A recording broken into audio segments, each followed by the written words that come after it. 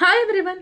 బంగారం ఇప్పుడు ఎంత కాస్ట్లీ అయిపోయిందో, కొనాలంటే ఎంత కష్టపడాలో అందరికీ తెలుసు. కానీ బంగారం సహజ సిద్ధంగా దొరికే 4 ప్రదేశాలు, అందులో ఒకటి ఇండియా కూడా అని మీకు తెలుసా?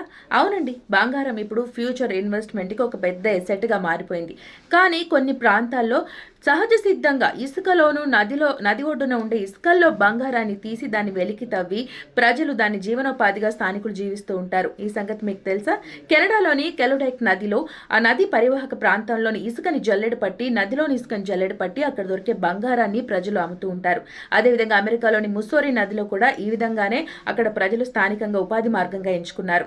ఇక 19వ శతాబ్దం నాటికి మొనాంటోలో కూడా సగం మంది ఈ ప్రజలు ఈ విధంగానే జీవించేవారు. మన దేశానికి వస్తే స్వర్ణరేఖ నది పరివాహక ప్రాంతాల్లోని ప్రజలు అక్కడ ఇసుకని జల్లెడ పట్టి దాని ద్వారా దొరికే బంగారం, అంటే అదేదో పెద్ద పెద్ద గ్రాముల్లోనూ అలా ఉండదు, చాలా మిల్లీస్లో, అంటే రేఖ అణువు పరమాణు మాత్రంలో దొరుకుతుంది బంగారం. అలాగే ఎంతో సేకరిస్తే తప్పించి అది కొంచెం ఎక్కువ అమౌంట్గా కనిపించదు. కాబట్టి అలా సేకరించిన దాన్ని వాళ్ళు అమ్మి జీవనోపాధిగా చేసుకుంటారనమాట. స్వర్ణరేఖ నదికి ఉపనది అయిన కర్కరీ నది పరివాహక ప్రాంతంలో కూడా బంగారం దొరుకుతుంది అనేసి ఉంది.